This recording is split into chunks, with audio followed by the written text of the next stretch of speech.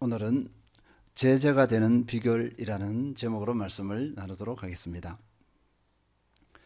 우리나라는 봄, 여름, 가을, 겨울 사계절이 뚜렷합니다. 이 사계절 가운데 농민들에게 곤혹을 주는 불청객이 있습니다. 가뭄과 장마입니다. 가뭄과 장마가 오면 농민들은 피가 마릅니다. 그분들은 목숨같이 아끼는 농작물이 타들어가거나 물에 휩쓸려 가는 것, 그것을 눈으로 지켜보면서 발을 둥둥 굴려야 되는 그런 상황이기 때문에 그렇습니다. 기대했던 농작물을 거두지 못합니다. 헛농사가 될 수 있습니다. 반대로 가뭄과 홍수를 이겨내고 기대했던 결실을 할 때는 최고의 기쁨이 됩니다. 이 심정은 농부의 입장이 되어 봐야 알 것입니다. 이 농부의 심정으로 오늘 말씀을 이렇게 잘 대비했으면 좋겠습니다. 오늘 본문 말씀에서는 하나님과 예수님, 성도입니다. 또는 제사입니다. 하나님과 예수님과 성도 제사의 관계를 아주 분명하게 설명해 주고 있습니다. 15장 1절 읽겠습니다. 나는 참 포도나무요 내 아버지는 농부라. 예수님은 참 포도나무라 했고요, 내 아버지 하나님은 농부라, 이렇게 비유하고 있습니다.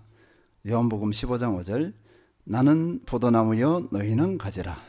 그가 내 안에 내가 그 안에 거하면 사람이 열매를 많이 맺나니 나를 떠나서는 너희가 아무것도 할 수 없습니다. 하나님은 농부, 예수님은 참포도나무, 성도는 가지입니다. 가지. 이렇게 비유하고 있습니다. 농부이신 하나님께서는 포도나무를 정성과 열심으로 가꾸고 있습니다. 그리고 가진 우리에게 기대하는 바가 큽니다. 요한복음 15장 8절 읽겠습니다. 너희가 열매를 많이 맺으면 내 아버지께서 영광을 받으실 것이요 너희는 내 제자가 되리라. 하나님께서 가진 우리에게 기대하시는 것이 뭐냐니까요, 열매입니다. 열매. 포도나무는 열매가 아니면 아무 쓸모짝에 없는 그런 과수입니다. 많은 과일나무가 있어요. 근데 포도나무처럼 열매를 제해버리면 쓸모짝이 없는 것, 그런 과수는 거의 없습니다. 그래서 농부는요, 포도를 관상용으로 심지 않습니다. 눈요깃거리로 보면서 이렇게 줄기 뻗어가는 거 보면서 기쁨을 누리는 거죠. 생명이 살아있구나. 이런 목적으로 포도나무를 심지 않습니다. 관상용을 목적으로 땅을 허비하지 않는다는 것입니다. 오직 하나의 목적이 있습니다. 탐스러운 포도 열매입니다. 열매가 없으면, 그 탐스러운 포도 열매가 없으면 그의 한 해 농사를 망칩니다. 저희 교회 하단에 무루 한 그루가 있습니다. 보셨을 거예요. 너무나 잘 자랍니다. 근데 무루가 요만하게 2송이 정도, 또 3송이 정도 열려 있습니다. 요만해서 먹을 것도 없습니다. 그런데 우리가 가꾸고 있거든요. 왜 그러냐면요, 그 포도나무는 관상용으로 심었기 때문입니다. 지나가는 분들이 식물이 막 자라 올라가는 거, 그걸 보라고 그렇게 한 거예요. 무루 열매를 기대하고 심은 것이 아닙니다. 농부는 이런 관상용의 목적으로 심지 않습니다. 만약 그렇다면 그 농부는 제정신이 아닐 것입니다. 하나님께서는 우리를 부르셔서 예수님께 접붙이셨습니다. 포도나무이신 예수님이십니다. 예수님의 가지가 되게 하신 거예요. 가지. 이 가지가 되게 하신 것은 열매를 맺으라고 그렇게 하신 것입니다. 그러면 포도나무 가지인 우리가 맺어야 할 그 열매, 하나님께서 기대하시는 그 열매가 무엇일까 우리가 확인해 볼 필요가 있습니다. 우리가 예수님께 접붙임을 받았습니다. 접붙임을 받았다는 것은 나무이신 예수님께 모든 영향을 공급받아요. 예수님의 모든 속성을 공급받습니다. 그렇다면 영향을 공급받고 예수님의 속성을 공급받기 때문에 맺어야 할 열매는 예수님의 속성이 나와야 합니다. 여러 가지 들 수 있겠습니다. 성령의 열매, 갈라디아서 5장 22절에서 23절, 오직 성령의 열매는 사랑과 희락과 화평과 오래 참음과 자비와 양성과 충성과 온유와 절제니 이 같은 것을 금지할 법이 없느니라. 이 갈라디아서 5장 22절에서 23절을 요약하면요, 성령의 열매입니다. 성령의 열매는 사람의 열매가 아니라는 거예요. 그러니까 예수님의 인격, 예수님의 성품입니다. 성령의 은혜를 통해서 우리가 예수님의 성품, 인격을 품을 수 있습니다. 그것을 나타낼 수가 있습니다. 그러니까 우리가 열매를 맺어야 할 것은 예수님의 인격과 예수님의 품성이에요. 에베소서 5장 9절 읽겠습니다. 빛의 열매는 모든 착함과 의로움과 진실함에 있느니라. 그래서 에베소에서도 뭐냐면 이 갈라디아서 이 5장 22절 23절 착함, 의로움, 진실함으로 세 가지지만 이거하고 같은 유로 봅니다. 이것도 성품이에요. 그리스도인의 열매는 첫째 예수 그리스도의 성품입니다. 왜냐하면 예수님께 접붙임을 받았기 때문에 붙어있기만 하면 예수님의 속성이 나올 수밖에 없습니다. 그리고 우리가 확인할 것은요, 예수님께 계속 공급을 받습니다. 그러니까 우리의 가치관이 이 땅에 살면서 우리의 가치관이 세상의 가치관이냐 그리스도의 가치관이냐 이것입니다. 하나님께서 기대하시는 그 열매는요, 그리스도의 가치관이에요. 그리고 우리가 그리스도의 삶의 방식을 나타내냐, 예수 그리스도의 삶의 방식으로 삶을 살아가느냐, 이것이 열매입니다. 그리고 외적으로 특별히 볼 수 있는 것, 사람 열매입니다. 그러니까 사람을 살리고 시온을 냈습니다. 그리스도의 제자라면, 접붙임을 받은 사람이라면 우리가 구원을 받아서 성장해서 어떻게 하죠? 나와 같은 또 다른 사람을 살리고 세우는 것입니다. 그런 사람 열매가 있는가 하는 것입니다. 그 다음에 섬김, 혼신의 열매, 선한 영향력, 변화의 주역 등 다양합니다. 이 열매는 몇 가지만 이렇게 나열할 수 없고 종합적이라 볼 수 있겠습니다. 그런데 분명한 것은요, 세상 것이 아닙니다. 예수님께 접붙임을 받았기 때문에 세상의 열매를 말하는 것이 아니라 그리스도와 같은 그리스도의 속성이 그대로 간직된 그 열매를 말한다고 할 수 있겠습니다. 하나님께서는 이런 열매를 많이 맺기를 원하셨습니다. 요한복음 15장 8절 다시 읽겠습니다. 너희가 열매를 많이 맺으면 내 아버지께서 영광을 받으실 것이요 너희는 내 제자가 되리라. 이 말씀이 정말 엄청난 말씀이에요. 너무나 은혜로운 말씀이기도 하면서 너무나 부담되는 말씀입니다. 뭐냐면요, 열매를 많이 맺으면 내 아버지께서 영광을 받으실 것이요. 열매를 많이 맺으면 됐습니다. 그런데 내 삶의 형편을 보니까 내가 열매를 맺었나 이렇게 살펴봅니다. 아이고야, 열매가 별로 안 보이네. 그러면 하나님께 영광이 되지 않잖아요. 다시요, 열매를 많이 맺으면 하나님께서 영광을 받으십니다. 다른 말로 하나님을 영화롭게 합니다. 농부의 심정같이 하나님께서는 우리의 그 열매를 기뻐하십니다. 두 번째는 뭐라고 했냐면요, 너희가 열매를 많이 맺으면 너희는 내 제자가 되리라. 엄청난 구절입니다. 말씀입니다. 제자가 되는 비결을 가르쳐 줬어요. 열매를 맺어야 제자가 됩니다. 때로는 우리는요, 이 말씀을 너무나 잘 알고 있지만 이렇게 넘겨버리는 경우가 많았을 거예요. 이 말씀이 구체적으로 안 다가옵니다.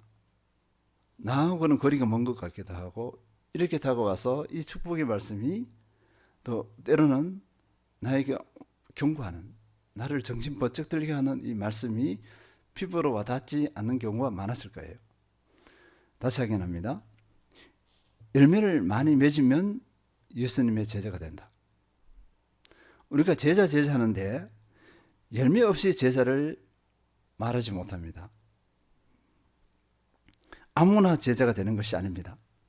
열매를 맺지 않으면 예수님의 제자가 되지 못하고, 예수님을 따르는 제자는 보세요, 예수님의 삶을 살아가는 사람입니다. 요 두 가지, 예수님을 따르는 제자는 예수님을 삶을 사는 사람, 열매 맺지 못하면 제자가 되지 못한다. 이 두 말씀이 충돌이 일어납니다. 충돌. 어떻습니까? 이 말씀이 나의 마음을 뿌듯하게 하고 참 감격하게 하고 하나님께 감사하게 하는가, 아니면은 마음의 부담으로 다가오는가, 이것을 살펴볼 필요가 있습니다. 다시 확인합니다. 나 안에서 또는 내 삶의 외적인 삶의 영역에서 예수님의 모습이 나타나지 않으면 제자를 할 수 없다. 우리 신앙생활을 절대 가벼이 여길 일이 아닙니다. 그냥 아무 생각 없이 예배드리고 아무 생각 없이 봉사하는 거, 그렇게 해야 할 성격이 아닙니다. 신앙은 그런 것이에요. 신앙은 목숨을 걸어야 할 그런 성격의 것입니다. 열매는 이렇게 중요합니다. 그리스도인이 열매를 맺지 못하면 제자가 되지 못한다. 냉혹한 말씀이기는 하지만 한편으로는 정상적이라면 충분히 열매를 맺을 수 있다는 것입니다. 어떻게 열매를 맺을 수 있는가 한번 살펴보겠습니다. 오늘 본문을 보면요, 농부이신 하나님이 하시는 일과 가지인 사람이 행해야 할 일이 있습니다. 하나님의 영역, 사람의 영역이 있습니다. 먼저 농부이신 하나님께서 어떻게 하시는지 한번 살펴보겠습니다. 농부이신 하나님은 게으르지 않습니다. 열심히 수고하시는 분이십니다. 그리고 가진 우리를 늘 살피십니다. 요한복음 15장 2절 함께 읽겠습니다. 물은 내게 붙어 있어 열매를 맺지 아니하는 가지는 아버지께서 그것을 제거해 버리시고, 무릇 열매를 맺는 가지는 더 열매를 맺게 하려 하여 그것을 깨끗하게 하시느니라. 이 구절이 참 난해해요. 그리고 해석도 많이 나누어져 있습니다. 보세요. 물은 내게 붙어 있어 열매를 맺지 아니하는 가지는 아버지께서 그것을 제거해 버리시고, 이렇게 했습니다. 그러니까 많은 분들이 어떻게 하냐면요, 그 제거하는 대상이 누군가 하고 막 따져요. 예배는 드리는데 종교인적인 기복적인 신앙의 사람들, 어떤 사람은 이걸 다 꼽기도 해요. 어떤 사람은 이런 근거를 들기도 합니다. 어떤 사람은 이런 근거를 들어요. 그러고 나면 그 근거를 들었던 그 대상에 내가 포함되지 않습니까? 보면 나도 그 속에 포함되어 있어요. 그러면 하나님께서 나를 잘라갖고 어떻게 해요? 심판으로 나를 던져버립니다. 아주 무슨 말씀이에요? 근데 이 말씀에 대해서 또 다른 해석이 있습니다. 물은 내게 붙어 있어 이렇게 했잖아요. 이것을 구원으로 보는 거예요. 하나님께서 구원한 사람 영원히 보장하십니다. 하나님의 약속이에요. 요한복음 10장 28절 29절 분명히 약속하셨습니다. 하나님께서 택하신 그 사람은 영원히 보장하세요. 이럴 때 이 구절을 거기에 근거해서 내게 붙어 있어, 이거는 하나님께 택함 받은 사람입니다. 그런데 지금 보니까 예수 그리스도의 속성이 나타나는 그 열매를 풍성히 맺지 못해, 이런 상황이라 볼 수 있겠습니다. 여러 가지 원인이 있겠죠. 그래서 이제 그것을 제거해 버리고 있습니다. 제거해 버린다는 것을 어떻게 칼로 잘라버리잖아요. 제가 번역했던 그 NIV 성경에는 컷오프입니다. 그냥 잘라버려요. 잘라 던져버립니다. 그런데 원어적으로 보면 그것을 잘라서 내던져버리는 것이 아니라, 이 포도줄기가 어떻게 했죠? 가지가 바닥에 있는 게 바닥에 있는 것을 들어서, 바닥에 있으면 어떻게 되죠? 비가 온다 해보세요. 이번에 비 왔잖아요. 흙이 막 튀겨서 막 묻어 있습니다. 그 수액이 나오면 거기에 벌레들이 막 달려들죠. 포도 수액이 다니까, 그죠? 이런 상황이니까 그 더러워지고 오염된 그것을 들어 올려서 물을 깨끗하게 씻어서 거기서 열매를 맺게 하는 것, 그렇게 해석하는 분도 있습니다. 제가 보니까 이것이 더 합당하지 않나 싶기도 해요. 첫 번째 해석해버리면 가차 없습니다. 모두 두려워요. 누가 에게 잘리는 대상이 될지 몰라. 그러면 어떻게 되죠? 서로 막 판단합니다. 너는 지옥 갈 인간이야, 이렇게 해버립니다. 이게 아니잖아요. 뒤에 하단에 보면요, 지금은 어느 정도 자랄 때 이 라인이 있잖아요. 그것을 이렇게 땅에 박아서 그것을 타고 올라가도록 했습니다. 처음에는 몰라갖고 그대로 둬버렸어요. 그러니까 바닥으로 쭉 뻗어서 나갔습니다. 뻗어서 나가는데 가을에 보니까 이 줄기 맨 마디에서 뿌리를 내린 거예요. 마디에서 뿌리를 내려갖고 뿌리가 원뿌리겠는데 여기서 뿌리가 내리고 여기서 뿌리가 내린 거예요. 바닥에. 이게 뭐야, 이렇게 한 거죠. 물음표를 던진 거죠. 이게 줄기에서 어떻게 뿌리가 내리나, 이렇게 한 거예요. 그러니까 오늘 이 해석을 보니까 이거하고 비슷한 겁니다. 그게 맞아떨어지는 거예요. 그죠? 그러니까 포도는 위로 올라가야 됩니다. 줄기를 타고 올라가야 되는데 거기서 포도를 맺어서 바람을 쐬면서 포도가 햇빛을 받으면서 이렇게 탐스럽게 익어갈 수 있어요. 근데 바닥에 있으면 어떻게 될까요? 바닥에 뿌리를 내렸어요. 올라갈 수가 없잖아요. 그러면 그 포도송이가 어떻게 될까요? 바닥에 흙, 비 한번 와보세요. 흙이 다 튕기죠. 그럼 벌레들이 거기 다가가서 그걸 막 먹어버립니다. 아무것도 거둘 수 없어요. 이걸 어떻게 비유할까 보니까요, 그 흙바닥을 세상으로 보이는 거예요. 세상에 오염된 것. 하나님께서는 세상에 오염된 그 가지, 택한 백성을 가만두지 않아. 들어 올려서 씻긴다는 거예요. 씻겨서 깨끗하게 하는데, 그러면 들어 올려서 깨끗하게 하는 것이 어떤 것일까? 여러 해석이 있는데 이 해석이 있습니다. 고난과 징계예요. 하나님께서는 우리를 새롭게 하시는데 우리가 세상에 물든 것을 가지고 너 힘들었지, 너 즐거웠니 하면서 이제는 그만해야지, 이렇게 안 하십니다. 그러면 사람들이 돌아올까요? 계속 땅을 밟으면서 뿌리를 내리면서 그걸 즐기는 거죠. 그때 하나님께서 그것을 뿌리를 뽑아버려야 되는 거죠. 뿌리 내는 것을 뽑아서 위로 올라가게 해야 되잖아요. 징계가 아니면 그렇게 돌이키지 않습니다. 하나님의 방법은 징계 내지 고난을 줘서 거기서 돌이키게 해요. 사람은 참 악해서 고난 징계가 안 오면 계속 어둠의 길을 갑니다. 그런 속성이 있어요. 히브리서 12장 11절 읽겠습니다. 무릇 징계가 당시에는 즐거워 보이지 않고 슬퍼 보이나 후에 그로 말미암아 연단받은 자들은 의와 평강의 열매를 맺느니라. 이 징계가 당시에는 즐거워 보이지 않습니다. 근데 그 징계가 그 사람을 살려요. 그 사람으로 하여금 주님께로 돌아가게 합니다.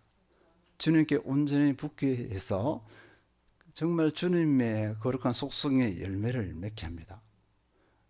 이 사람은 축복받은 사람이에요. 그리고 우리가 확인해야 될 것은요, 저도 농사꾼의 아들이다 보니까 이렇게 봅니다. 지금 우리 여기 포도가 올라가고 있는데 열매가 열려 있잖아요. 익기까지 얼마나 시간이 걸릴까요? 봄에 싹이 되어서 줄기 막 뻗어갔습니다. 아직도 파랍니다. 좀 더 있어야 돼요. 모르는 더 있어야 시간이 더 걸립니다. 그러니까 이 열매가 맺기 위해서는, 수확해서 먹을 수 있기 위해서는 많은 과정이 필요하다. 우리나라 기후를 한번 보겠습니다. 봄의 가뭄, 그것을 버텨내야 됩니다. 여름의 장마, 여름의 열기를 이겨내야 됩니다. 화단의 꽃들이 많이 버티지 못하는 게 뭐냐면요, 여름의 장마예요.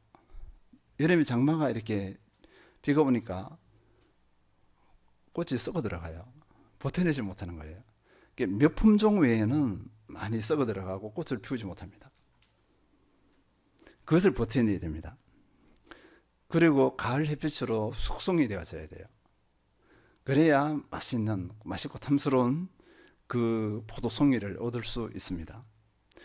이 과정을 물어볼까 보니까요, 이게 연단 또는 고난, 훈련의 과정이 아닐까 싶습니다. 봄의 가뭄, 여름의 장마, 열기, 이 모든 것은요, 하나님께서 허용하셨어요. 하나님께서 주신 환경입니다. 그래서 우리에게 이런 연단의 과정이 없다면 우리는 아름다운 열매를 맺을 수가 없어요. 탐스러운 그런 열매를 못 맺습니다. 고난이 없는 사람은요, 쉽게 넘어져 버려요. 그리고 그 여름의 장마, 그것을 못 이겨냅니다. 그 습기를 못 이겨내요. 우리 성도님들은 하나님께서 혹 징계, 훈련, 고난의 그 터널로 몰아가실 때 거뜬히 이기시고 새롭게 거듭나기를 축원드립니다. 두 번째는요, 하나님께서는 어떻게 하냐, 농부이신 하나님은요, 열매를 맺는 가지는 더 많은 열매를 맺게 하십니다. 이를 위해서 어떻게 하냐면 가지를 깨끗하게 하시는데, 무릇 열매를 맺는 가지는 더 열매를 맺게 하려 하여 그것을 깨끗하게 하시느니라. 영어로 표현하면요, 전지 작업입니다. 전지, 가지치기입니다. 가지치기. 그러니까 포도 가지치기, 저도 가지치기를 했어요. 이번에 너무 왕성하게 자라서 가지치기를 하는데 포도는 두세 개밖에 안 열렸어요. 근데 이 줄기는 여러 개가 나왔습니다. 수없이 나온 거거든요. 그리고 그 영역을 더 덮어버립니다. 그 밑에 있는 꽃들이 어떻게 할까요? 이 포도 잎에 가려서 햇빛을 못 받으니까 꽃들이 시들시들 죽어가요. 그래서 어떻게 하냐면 막 뻗어나온 가지들이 어떻습니까? 송이에게 가는 영양분을 다 뺏어버리죠. 그래서 하나님께서는 가지치기를 한다는 것입니다. 저도 가지치기를 했어요. 그러니까 얘들이 뻗어나가서 어디까지 올라가느냐, 5m, 10m 된 것 같아요. 보세요. 그 소나무 중간을 타고 슉 올라갔습니다. 그래서 깨끗하게 한다는 것은 그런 가지치기인데, 다른 말로 말하면 불순물을 제거하는 것입니다. 그리스도의 선한 열매를 맺는데 생각, 관심을 분산시키는 것, 이것을 제거하신다는 것입니다. 이를 위해서는 우리 내면을 다루시는 하나님의 손길이 필요합니다. 그 중에 하나가 뭐냐면 가치관을 점검하는 거예요. 내가 가진 가치관이 예수 그리스도의 가치관인가 한번 살펴볼 필요가 있습니다. 가치관은 무엇을 소중히 여기는가, 이것이에요. 보세요. 이 가치관이 그리스도의 가치관이 아니면 내가 무엇을 소중히 여기죠? 세상에 있는 것, 내 욕망이 가치관이 되어버립니다. 그러니까 세상의 가치관을 따라 쫓아가 버려요. 그러면 그 열매를 맺을 수가 없습니다. 그리고 세상의 가치관에 침투당하지 않는가 살펴볼 필요가 있고요. 그 다음에 예수님이 나의 주인인가, 이것을 살펴봐야 합니다. 내가 주인이 되어서 내 소욕대로 내 멋대로 하는 건가 아닌가를 꼭 살펴봐야 돼요. 그래서 이 가지치기는 잘 내면을 살피는 것입니다. 마태복음 6장 33절처럼 먼저 그의 나라와 의를 구하는 삶을 살아가고 있는가, 이것이에요. 그것을 살펴봐야 됩니다. 먼저 그의 나라와 의를 구하는 삶은요, 예수 그리스도의 선한 열매입니다. 예수님께서 그 삶을 살았죠. 우리도 그 삶을 살려고 하신 거예요. 지난주에 나눴던 말씀, 예수님보다 더 소중히 여기는 것이 있는가, 예수님보다 더 사랑하는 것이 있는가, 그걸 살펴봐야 됩니다. 마태복음 10장 37절 읽겠습니다. 아버지나 어머니를 나보다 더 사랑하는 자는 내게 합당하지 아니하고 아들이나 딸을 나보다 더 사랑하는 자도 내게 합당하지 아니하며. 예수님보다 더 사랑하는 것이 있다면 그리스도의 선한 열매, 하나님께서 기뻐하시는 그 열매를 맺을 수 없습니다. 열매가 제한될 것입니다. 그리고 알아야 될 것은요, 이렇게 지금까지 살펴봤는 것, 이것에서 내가 원하고 좋아했고 세상적인 가치관들 다 내려놔 버리면 내가 모든 것을 잃어버릴 것 같아. 인생에 낙이 없을 것 같아요. 그런데 그러하지 않습니다. 잃어버리는 것이 아니라 더 좋은 곳으로 치워집니다. 인생에 낙이 없는 것이 아니라 진정한 기쁨을 찾아요. 참 행복을 찾습니다. 이것이 하나님의 일하심의 방식이에요. 분명히 또 아셔야 될 것은요, 하나님께서는 우리에게 좋은 것을 다 채워주실 수 있습니다. 그럴 능력이 있으세요. 그래서 그 전지 가지치기를 하나님께서 직접 하세요. 우리는 순종하면 됩니다. 거부하면 안 돼요. 예수라고 받아들이면 되겠습니다. 주님의 돌보심, 가지치기에 우리는 어떻게 마음껏 맡겨드려야 됩니다. 우리를 내어드리고 순종하면 우리는 어느 때인가 보니까 내면이 정리되어 있어요. 단순합니다. 예수 그리스도 중심으로 내면이 단순하게 정리되어 있어서 힘 있는 삶을 살 수 있습니다. 그리스도 안에서 힘 있는 삶, 승리하시는 모든 성도님들 되시길 기원합니다. 다음으로는요, 하나님께서 이렇게 하시잖아요. 그러면 열매 맺기서 내가 할 일입니다. 농부이신 하나님이 그렇게 하시는데 가진 내가 어떻게 되느냐. 요한복음 15장 4절 읽겠습니다. 내 안에 거하라 나도 너희 안에 거하리라. 가지가 포도나무에 붙어 있지 아니하면 스스로 열매를 맺을 수 없음 같이 너희도 내 안에 있지 아니하면 그리하리라. 내 안에 거하라 나도 너희 안에 거하리라. 그래서 반복적으로 말씀하고 있습니다. 표현만 다르지. 가지는 포도나무에 붙어 있으면, 붙어 있기만 하면 열매를 맺습니다. 왜냐하면 붙어 있다는 것은 여기 말씀하신 대로 예수님 안에 거하고 또 예수님이 내 안에 거하시기 때문에 그렇습니다. 그러면 계속 예수님께 영향을 받는 삶을 살아요. 깊은 관계 가운데 있습니다. 그러니까 예수님께로부터 수액을 공급받습니다. 예수님의 말씀을 공급받습니다. 예수님의 숨결을 공급받습니다. 예수님의 삶의 방식, 예수님의 가치관을 공급받아요. 그러니까 열매를 맺을 수밖에 없습니다. 요한복음 15장 5절 읽겠습니다. 나는 포도나무여 너희는 가지라. 그가 내 안에 내가 그 안에 가면 사람이 열매를 많이 맺나니 나를 떠나서는 너희가 아무것도 할 수 없음이라. 그가 내 안에 내가 그 안에 거하면, 이 부분은 우리가 복음을 전할 때 중요한 구절 중에 하나 있습니다. 결단할 때, 확인할 때 구절이 있는데 요한계시록 3장 20절입니다. 볼지어다 내가 문 밖에 서서 두드리노니 누구든지 내 음성을 듣고 문을 열면 내가 그에게로 들어가 그와 더불어 먹고 그는 나와 더불어 먹으리라. 볼지어다 내가 문 밖에 서서 이렇게 했습니다. 문은 우리 마음의 문이잖아요. 예수님께서 우리의 마음의 문을 두드리십니다. 우리는 어떻게 했을까요? 이 예수님께서 두드리는 것이 뭐냐면요, 복음으로 우리의 마음을 두드리시죠. 우리는 예수님의 복음, 나를 위해 죽으시고 살아나신 그 사실을 믿고 예수님을 신뢰하면서 예수님을 마음에 모셔드립니다. 그러면 예수님께서 내 안에 들어서 어떻게 하죠? 나와 더불어 먹고 마십니다. 나와 함께 사는 거예요. 나와 동행하십니다. 그런데요, 사람들은 내 안에 오신, 나와 함께 살겠다고 오신 예수님을 무시할 수 있어요. 발로 뻥 차서 내쫓을 수도 있습니다. 왜냐하면 예수님은 인격적인 분이시니까. 우리가 하는 대로 움직이세요. 이것을 가지고 뭐냐면 내가 주님을 떠나는 것이다 이렇게 볼 수 있겠습니다. 나를 떠나서는 너희가 아무것도 할 수 없다 했습니다. 이것이 예수님을 떠나는 것입니다. 그러면 나는 아무것도 할 수 없어요. 아무것도 할 수 없는 존재, 이것이 무엇일까요? 우리 오늘 밥 먹고 예배 드리고 다 잘하잖아요. 여기서 아무것도 할 수 없다는 것은 영적인 무능력을 말하는 것입니다. 영적인 힘, 영적인 영역은 아무것도 할 수 없어요. 밥은 먹을 수 있어요. 이것도 하나님 은혜로 하지만 영적인 영역은 정말 아무것도 할 수 없습니다. 그것이 우리 인간의 실체입니다. 내가 할 일은요, 주님께 온전히 붙어 있는 것입니다. 주님과 동행하면서 주님 어떻게 하죠? 인정하는 것이, 인정하면서 마음과 삶을 나누는 것입니다. 계속 주님께 영향을 받는 거죠. 주님께 공급을 받아서 어떻게 결국은 주님을 닮아갑니다. 그러면 하나님께서 기대하시는 그 열매를 맺을 수 있습니다.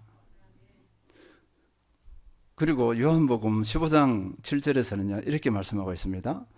너희가 내 안에 거하고 내 말이 너희 안에 거하면 무엇이든지 원하는 대로 구하라. 그리하면 이루리라. 우리가 방금 첫 붙임을 받았잖아요. 붙어 있어요. 주님 안에 거하고 주님의 말씀이 우리 안에 거하면, 예수님의 말씀이 내 안에 들어와서 말씀이 내 안에 살아있어요. 그러면은 무엇이든지 원하는 대로 구하라. 그러면 이루리라, 이렇게 약속하셨습니다. 이게 왜냐면요, 어떤 분이 이렇게 하시더라고요. 이런 질문을 하면 안 되는데, 기도가 먼저냐 아니면 말씀이 먼저냐, 이렇게 질문을 하는 거예요. 그런데 이 말씀을 보면은 말씀이 먼저입니다. 너희 안에, 내 말이 너희 안에 거하면, 말씀이 우리 안에 거하면요, 그 기도가 어떤 기도일까요? 말씀대로 기도합니다. 하나님의 뜻 가운데 기도하게 돼요. 그러면 하나님의 응답을 받습니다. 그래서 무엇이든지 원하는 대로 구하라. 무엇이든지 원하는 대로 구하는데, 그 구하는 내용이 내 소욕이 나오는 것이 아니고 하나님의 뜻하시는 것이 나와요. 그래서 하나님께서 다 들어주실 수밖에 없습니다. 주님께 붙어 있으면 이런 열매를 맺습니다. 정리하겠습니다. 예수님의 제자가 된다는 것은 개인에게 참으로 영광스럽습니다. 축복 중에 축복입니다. 그리고 하나님을 영화롭게 하는 것입니다. 그러나 아무나 제자가 되는 것이 아닙니다. 제자됨의 표시가 있어야 합니다. 바로 예수님을 닮아가는 열매입니다. 이 열매는 하나님과 예수님, 나의 협력으로 가능합니다. 먼저 하나님의 특별하신 돌봄이 필요합니다. 깨끗하게 하심의 과정입니다. 훈련과 징계로 새롭게 하십니다. 다음으로 나의 반응입니다. 주님께 꼭 붙어 있는 것입니다. 주님의 속성을 계속 공급받아야 합니다. 하나님의 돌보심에 나의 합당한 반응이 덧입혀져서 요한복음 15장 8절, 너희가 열매를 많이 맺으면 내 아버지께서 영광을 받으실 것이요 너희는 내 제자가 되리라. 하나님께 영광과 제자됨의 축복을 온전히 누리는 모든 성도님들 되시길 축원드립니다.